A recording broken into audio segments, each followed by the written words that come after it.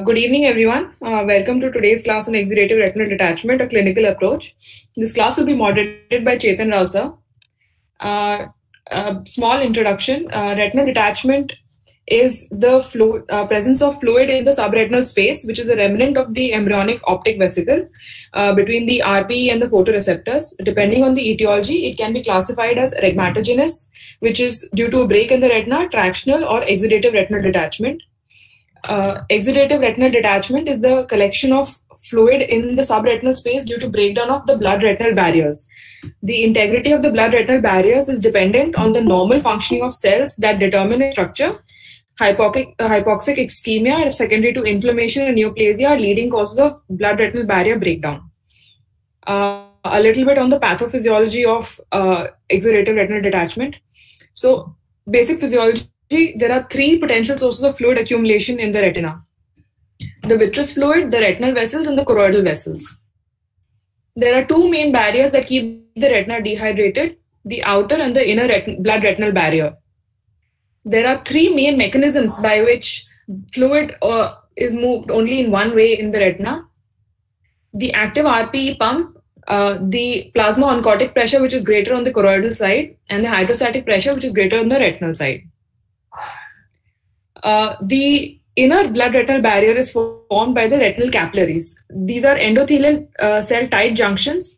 The pericytes and the astrocytes, which support these endothelial cells, these upregulate the tight junction proteins, zona occludens, and the Muller cells also is a part of the inner blood-retinal barrier, and it produces pigment epithelium-derived growth factor, which downregulates VEGF and hence decreases vascular permeability. The outer blood-retinal barrier is formed by the tight junctions in the RPE. A major function of the RPE is to transport the fluid out of the subretinal space while maintaining potassium and lactate levels. This maintains a negative hydrostatic pressure in the space. Vascular supply to the RPE is by the choroidal circulation. As this is greatly in excess of metabolic requirements, hypoxic damage to the OBRB is uncommon. But it can happen in conditions like end-stage accelerated hypertension or choroidal malignancy. When either blood-retinal vessels leak or the RPE is damaged, fluid is allowed to pass into the subretinal space, causing an exudative retinal detachment. Moving on, we will now be talking about the clinical approach to patient with a retinal detachment. Anytime a patient presents to us with symptoms suggestive of retinal detachment, a binocular indirect ophthalmoscopy should be done. A loss of red reflex with an obvious elevation of retina or a more subtle sign of stereoscopic visualization of the shadow of the retinal vessels on the RPE below will lead us to a clinical diagnosis of retinal detachment. What to do next? If clinical findings suggest retinal detachment, it is crucial to differentiate exudative retinal detachment from the other two, because the management of exudative retinal detachment is non-surgical, unlike that of the rhegmatogenous and tractional retinal detachment. This table sums up the clinical differences between the different types of RD. It has been given in the handout provided for the class. Tractional retinal detachment has distinct clinical characteristics like concave configuration, taut retina, which peaks at the points of traction and help differentiate it from rhegmatogenous and exudative retinal detachment. Causes include PDR, post-venous occlusions, ROP, penetrating trauma, etc. This ultrasound shows a TRD, which is limited in its extent and is peaking at points of traction. We can see the A scan showing 100% spike on when it's going through the membranous echo. This means that it is probably a retinal detachment, and we can also see that it is limited to the area of traction. Next, we need to differentiate rhegmatogenous retinal detachment from exudative retinal detachment. The common features between these two are a convex border and surface, which may form bullae, and both may be gravity dependent. A feature of exudative retinal detachment which can help clarify the clinical picture is shifting fluid sign. This is very characteristic but not pathognomonic of exudative retinal detachment. Rhegmatogenous retinal detachment can also demonstrate shifting fluid in cases of bullous RD secondary to small holes, macular holes, or in the absence of PVR. This is because small retinal holes prevent the rapid movement of fluid between the subretinal and subhyaloid space. Therefore, the fluid tends to remain in the subretinal space. More specific signs of rhegmatogenous retinal detachment, if breaks cannot be localized, are corrugations. This is opposed to ERDs, which have a smooth surface. Tobacco dusting or Schaefer sign may not be seen in all cases of RRT, but when found, these are very characteristic of rhegmatogenous retinal detachment. Tobacco dusting may not be found in, again, patients with small breaks and formed ridges, which may abut the break and not allow the RP to migrate to the AVF. This clinical photo and corresponding OCT shows corrugations of the outer retina, which is very characteristic of rhegmatogenous retinal detachment. The OCT is courtesy ASRS image bank.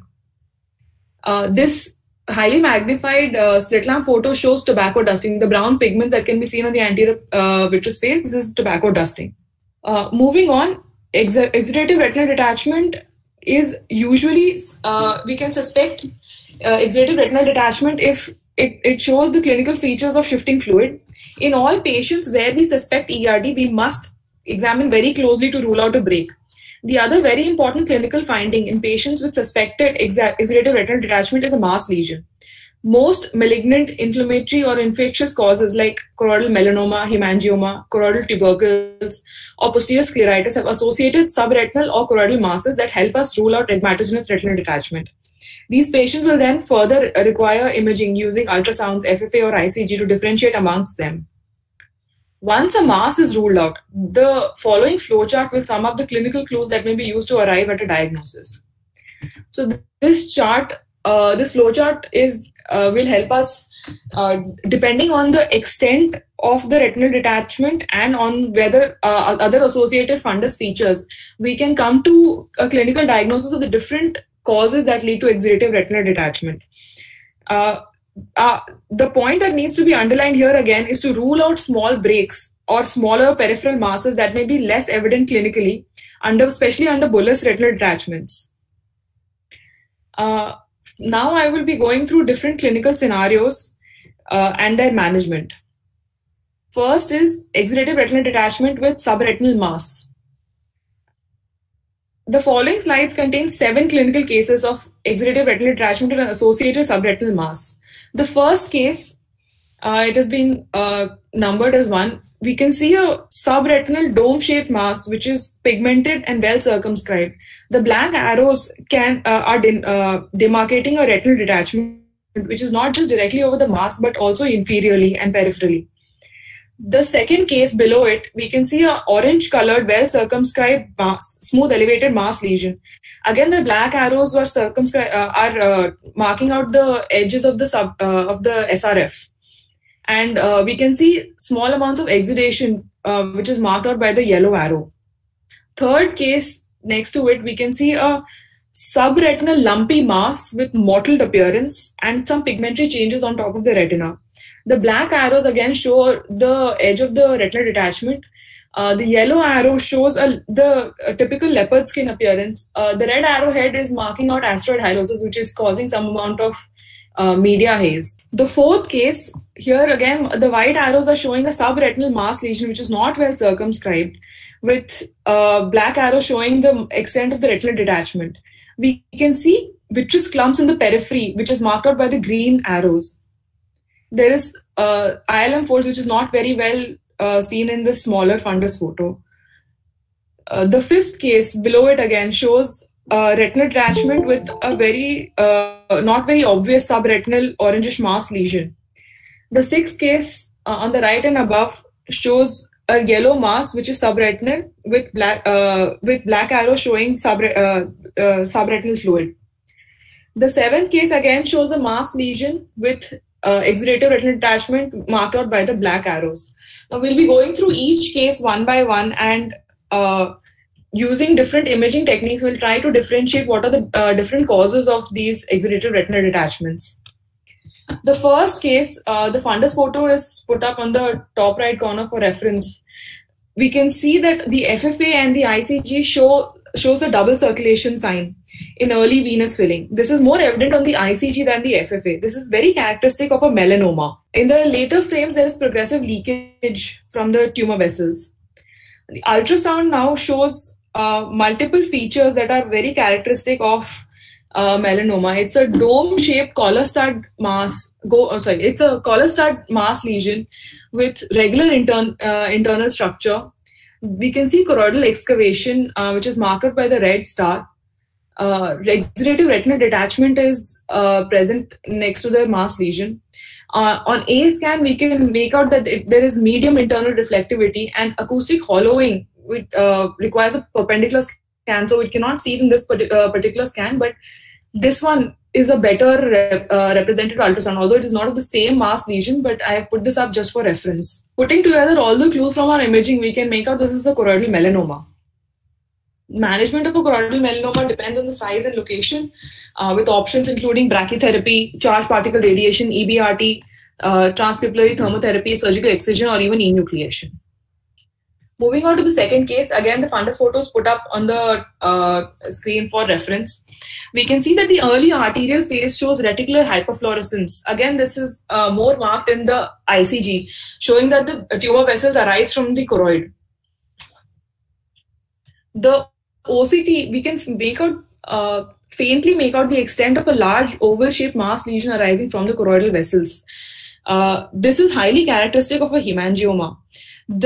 Along with this orange-colored mass lesion on the fundus photo, we can probably come to a diagnosis of a circumscribed hemangioma. Diffuse hemangiomas can also have a tomato catsup appearance and lead to exudative retinal detachment. The ultrasound shows moderate to high uniform internal reflectivity with an acoustically solid lesion. Another ultrasound is put up for reference. This is a more representative ultrasound of an acoustically solid lesion. This is important to differentiate from the acoustic hollowing seen in choroidal melanomas. So this was a case of choroidal hemangioma. The management depends on whether or not subretinal fluid is present and if the patient is symptomatic. We can simply do observation, or if symptomatic or visual loss is present, PDT, photocoagulation, EBRT, proton beam therapy, brachytherapy, TTT, and oral propranolol are all options for managing this patient. The third case, again, the one with the asteroid hyalosis, a red-free photo can help us make out the edges of the exudative retinal detachment better. The mottled appearance of the fundus with these lumpy masses, again, is very characteristic of choroidal metastasis.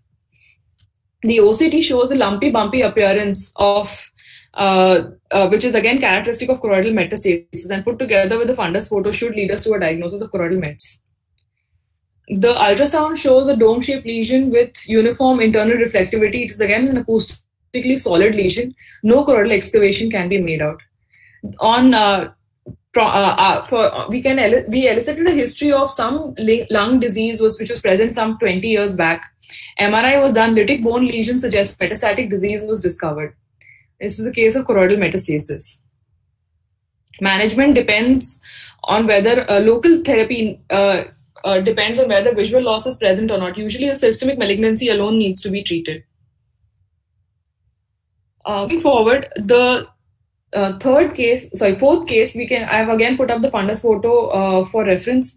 On late phase FFA, patchy hyper and hypofluorescence can be made out.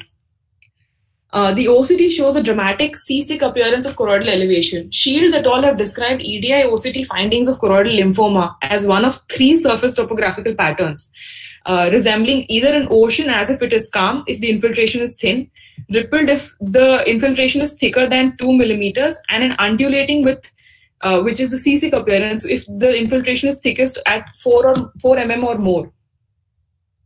This OCT is showing SRF along with the mass lesion. We can also make out moderate reflective dots in the vitreous. The ultrasound showed a diffuse low to medium reflective dot and clump echos in the vitreous cavity. This is a case of intraocular lymphoma. The management usually is systemic intrathecal chemotherapy or EBRT. CNS involvement needs to be investigated and treated. The fifth case, again, fundus photo has been put up for reference. We can see that the FFA just shows some pinpoint hyperfluorescence, but the ICG, we can make out choroidal folds. This is very characteristic of posterior scleritis. The ultrasound again shows the choroidal folds. There is a flattening of the choroidal vessels along with SRF.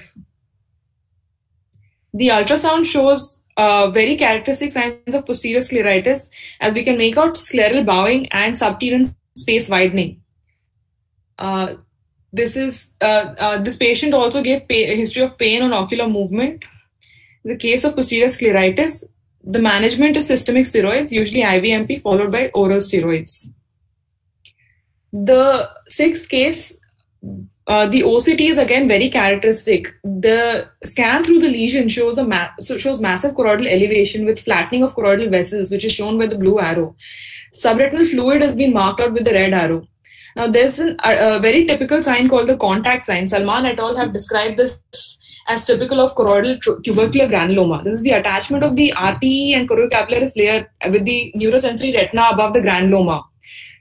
They have also described the hyperreflectivity of outer retina, which is abutting the contact sign, which as suggestive of inflammatory infiltrate. The ultrasound shows a smooth, well-defined elevation with subretinal echoes. There is choroidal thickening as well. There is a systemic history of contact with COX. HRCT showed upper apical lobe fibrotic lesions. MANTO was positive. This is a case of choroidal tubercle. Management is systemic antitubercular therapy along with systemic steroids. Now, the seventh case again shows a mass lesion with, on the ultrasound, again a mass lesion with membrane echoes above it, and within the mass, we can see some bright echoes. And this is a case of subretinal abscess, and management was in conjunction with a pulmonologist. ATT and steroids were given. After 2 months of ATT, we can see that there is some amount of resolution of the abscess, although the ERD is still persisting. Moving on to examples of exudative retinal detachment with inflammation. The first case is showing multiple pockets of subretinal fluid marked out with the black arrow with subretinal fibrin and a probable area of bacillary detachment marked out with a red arrow. The second case is showing exudative retinal detachment with subretinal exudation marked out with the blue arrows. White dots in the retina, which can be seen in the right eye inferior temporally, are probable areas of retinal microvascular infarcts. In the first case, there was history of headache preceding the visual symptoms. There was inflammation in the anterior chamber cells and flare was present. Posterior synechiae were present. AVF cells were there. On FFA, the starry sky appearance with multiple pinpoint leaks along with pooling in the subretinal space is quite characteristic of VKH. The OCT again is very characteristic of VKH. The red star marks out an area of bacillary detachment. This is again a peculiar type of macular thickening in which fluid presumably accumulates at the level of photoreceptor inner segment. This is recently suggested by Mehta and associates in a case of macular toxoplasmosis with pachychoroid. Histological confirmation of bacillary detachment is lacking, so all cases are interpreted on the basis of clinical presentation in multimodal imaging. The second arrow shows the second hyperreflective line. This either represents the ISOS junction or the ellipsoid zone myoid zone junction. Yellow arrow is marking out the massively thickened choroid whose extent cannot be made out, and choroidal folds are marked out by the green arrow. This is a case of Vogt-Koyanagi-Harada disease. Management is long-term immunosuppression, systemic steroids, followed by steroid-sparing IMTs. The second case, we can see FFA showing very characteristic capillary ferning. This is usually due to inflammation of the capillaries. Behçet's usually causes panvasculitis. So there was history of recurrent oral and genital ulcers. Anterior chamber cells and flare was present. Mobile hypopyon may or may not be present. In this case, there was not present. AVF cells were present. The patient was HLA-B51 positive. In case of Behçet's disease. Management again is long-term immunosuppression. Systemic steroids followed by steroid-sparing IMT. Moving on to examples of exudative retinal detachment with vascular abnormalities, subretinal exudation of fibrin. I will be discussing 4 examples in this subtopic. So the first case shows subretinal cholesterol marked out with the red arrows with dilated telangiectative vessels. In the enlarged panel, I've marked them out with blue arrows. The second case shows again subretinal fluid marked out with the black arrows and multiple angioma-like vessels with a dilated feeder and draining vessel. The third case shows subretinal fluid with hemorrhagic PEDs marked out with the green arrow along with subretinal exudation. The fourth case shows fibrin marked out with a yellow arrow and subretinal fluid inferiorly. Discussing each case one by one. The first case, it was a unilateral findings in a young male child. These typical fundus photo findings along with the typical demography leads us to a diagnosis of Coats disease. Management is dependent on the progression in visual symptoms. Observation, laser to abnormal vessels, cryotherapy or anti-VEGF are all options. In the second case, again, the typical fundus findings can lead us to a diagnosis of von Hippel-Lindau syndrome. Again, here the management depends on the location, size, and visual potential. Very small tumors may be observed. Laser can be done directly to the smaller tumors or to feeder vessels if the tumors are slightly larger. Cryotherapy can be attempted, anti-VEGF may be required, but sometimes bullous ERD requires drainage of fluid, cryotherapy, and scleral buckling. The third case, ICG and FFA was done. We can see the presence of small feeder vessel in the early frames of ICG, along with small areas of branching vessel network. In the later frames, we can see there are small nodular thickenings, probably suggestive of polyps. OCT in the left eye shows double layer sign and PED. This is a case of polypoidal choroidal vasculopathy. Management is anti-VEGF and PDT. The fourth and last case in this section, we saw large amounts of fibrin with inferior exudative RD. The FFA shows multiple pinpoint leaks. The OCT shows subretinal fibrin along with the PED and dilated choroidal vessels. And this is a case of multifocal CSR. Again, the multiple pinpoint leaks are quite characteristic of multifocal CSR. The management is either laser to the RP leaks or PDT. The final section in this PPT is exudative retinal detachment without any typifying features. So the first case, we can see that there is an exudative retinal detachment superiorly. Black arrows are marking out the extent. Yellow arrows are showing fresh laser marks. The second case, next to it, the black arrow is showing retinal detachment with choroidal detachment. There is no other typifying feature on fundus photo. The third case is showing, again, exudative retinal detachment inferiorly, peripherally, along with small hyperopic crowded discs. The fourth case on the bottom left shows a well-demarcated posterior pole retinal detachment with a small gray depression on the inferotemporal edge of the optic disc. The green arrow is showing a fluid tract. In the first case, where the fresh laser marks would be made out, there was history of PRP followed by diminution of vision. Extensive laser and cryotherapy can also cause RP breakdown, leading to a disruption in the blood-retinal barrier and subsequently exudative retinal detachment. This is a case of post-PRP ERD. Management is usually either observation or we can add some topical steroids. In the second case, on gonioscopy, the iris root was closed in all four quadrants and high IOPs were noted. Recent onset of chlordiazepoxide, known to cause uveal effusion, was also elicited on history. This is a case of drug-induced uveal effusion. The management is PI may be required because the IOPs were high and the iris root was closed. We need to stop the offending drug and observation is sufficient. In the second case, with the small crowded hyperopic discs, the refraction was significant. He was using plus 16D correction. The iris root was closed in all four quadrants. On ultrasound, we can make out that the axial length was small. There was choroidal thickening. And there's a retinal detachment. There are similar findings in the other eye as well. On UBM, we can make out supraciliary effusion. This is a case of nanophthalmos with uveal effusion. Management in this case is PI and vortex vein decompression may also be required.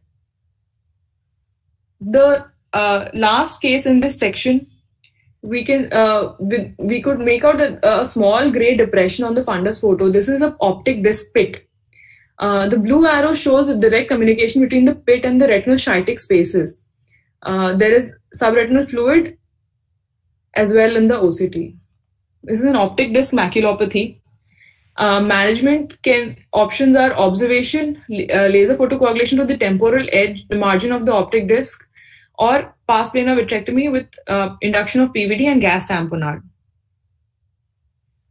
So other notable causes of exudative retinal detachment which I have not been able to include are hypertensive choroidopathy, either due to high BPs idiopathically or in pregnancy-induced hypertension.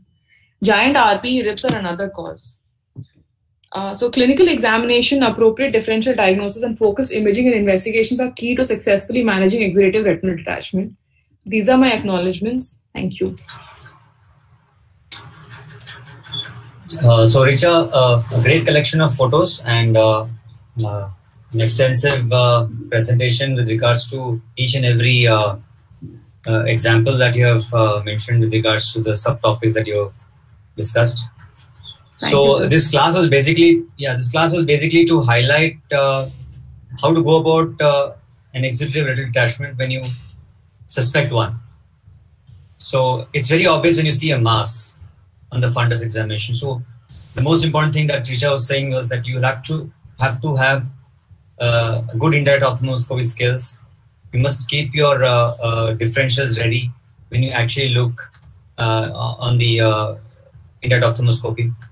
So the first thing you always rule out is a regma, that is a retinal break, when you look at the retinal detachment. But when she started her slides, she actually forgot to say the symptoms. We have to pay attention to what the symptoms of the patient are. What happens is very often when we get a basic history of loss of vision and some floaters, some visual field loss, and then we go and look at the fundus. After we look at the fundus, then we come back to the history taking again, when we try to rule out a specific cause to the retinal detachment. So like when she spoke about sports scleritis. So it's not always that you get a history of pain on ocular movements. So that's the reason why then you have to judiciously use investigations. So ultrasound becomes a very important diagnostic tool. We assume that an ultrasound is just another tool, but it actually becomes a very important diagnostic tool to differentiate these lesions. It's not always easy to get an OCT done. Sometimes the media is pretty hazy. The pupil could be very small. There could be post-synechiae. There could be a cataract. So OCT may not always give you this dramatic pictures that you see when you look at a retinal detachment. So ultrasound is a very important tool. One can rule out a mass. One can actually see exudative retinal detachment with a shifting fluid. With very careful ultrasound, sometimes you can even actually make out a regma if there is one. And we can actually look at the periphery very well on an ultrasound, unlike in an OCT, which you cannot look at the periphery very clearly. You might see masses in the periphery. And ultrasound should not be, you should not do a quick ultrasound when somebody is suspecting an exudative RD or a mass. Each and every quadrant, each and every meridian from the disc to the periphery has to be examined. Dynamic ultrasound has to be done to look at the way the retina behaves, whether the retina is thick, whether the retina, there is any subretinal, echos. So for example, when you're looking at the coarse disease, a child has come to you, you have a unilateral disease, retinal detachment, you've seen the retinal detachment clinically, but not able to see the periphery. But when you do an ultrasound, you see that the retina may not be bullous detachment in the first instance. There could be a shallow RD, but what you classically see, absolutely clear vitreous cavity. And you see under the retina, you see a lot of subretinal echos. So these are the clues that you have to actually look when you look at a case of retinal detachment. I would like to take Dr. JB's opinion, so especially with regards to when you talk about the classical exudative arteries that you see in VKH or a posterior scleritis. So where you have large, extensive, you could have extensive retinal detachments. So when you treat a retinal detachment due to VKH or posterior scleritis, when do you actually see a resolution of the RD with regard to the timeline of so when you know that you have an exudative RD, you treat it with the steroids. When do you actually start seeing a retinal detachment resolving?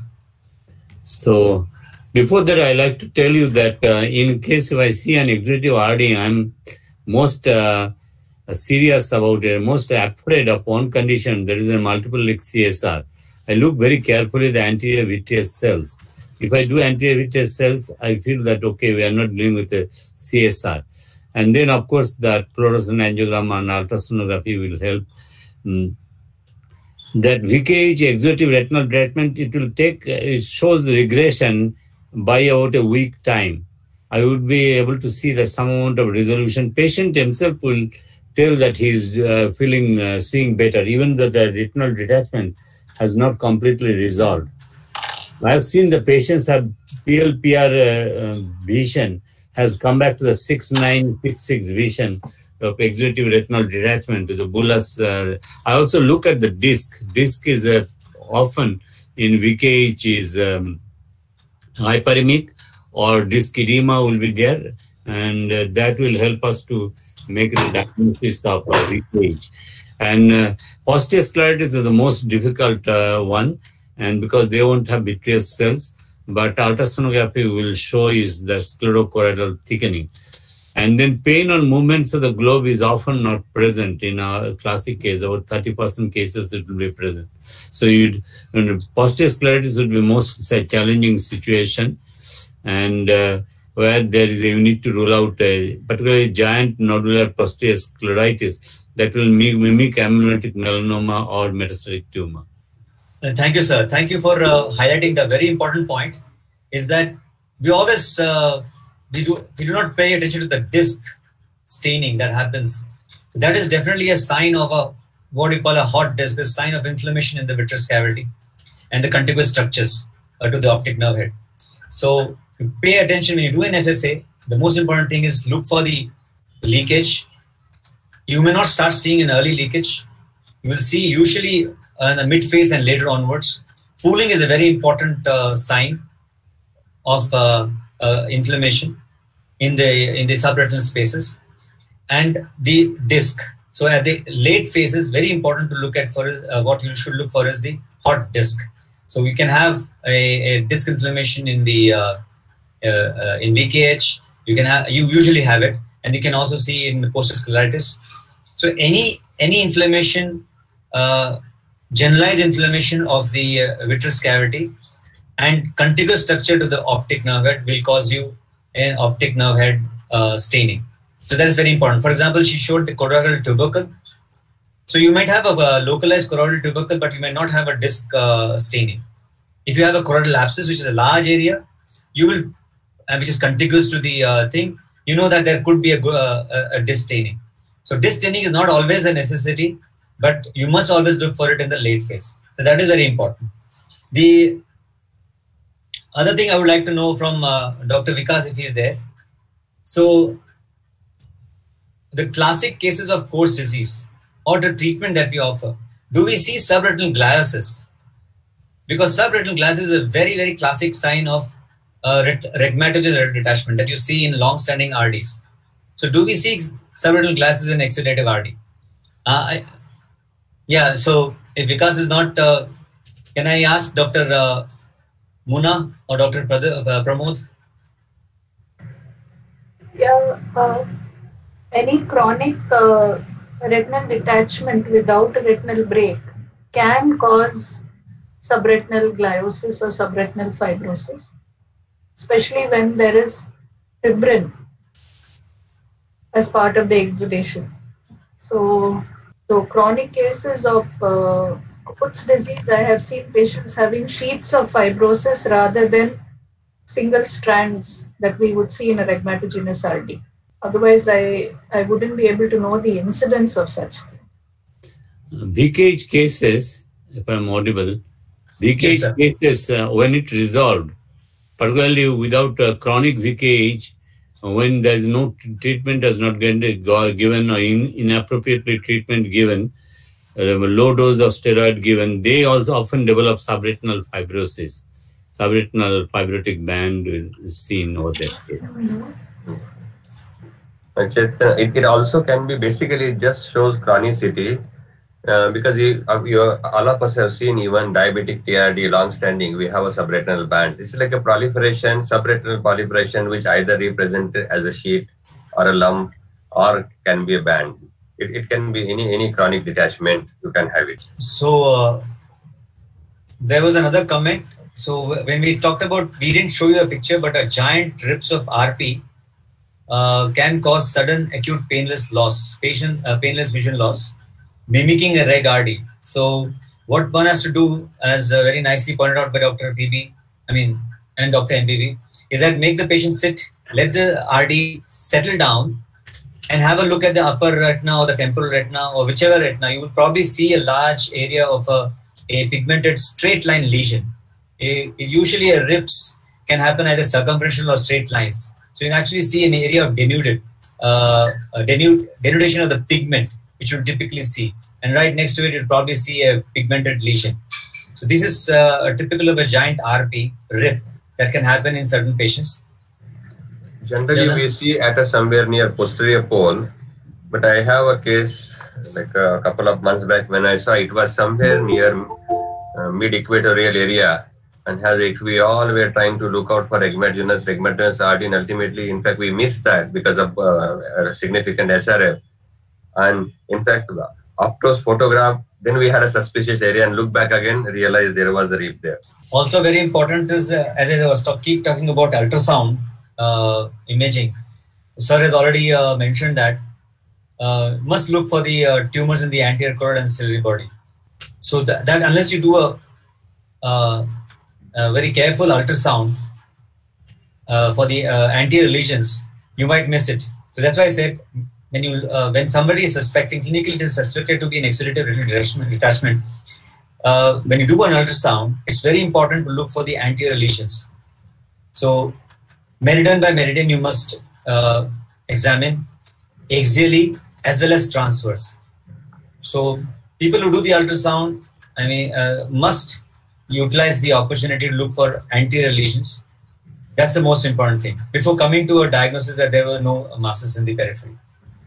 Also can be a clue to add, sometimes you have dilated episcleral vessel. That can be a clue that to look for something anteriorly somewhere near ciliary body area. If Vikas is there. Vikas is there. Yeah. I just saw him entering. But when you are actually imaging a retinal detachment, preferably Optos is not a great tool. It just gives you a vague greenish hue if you see a retinal detachment.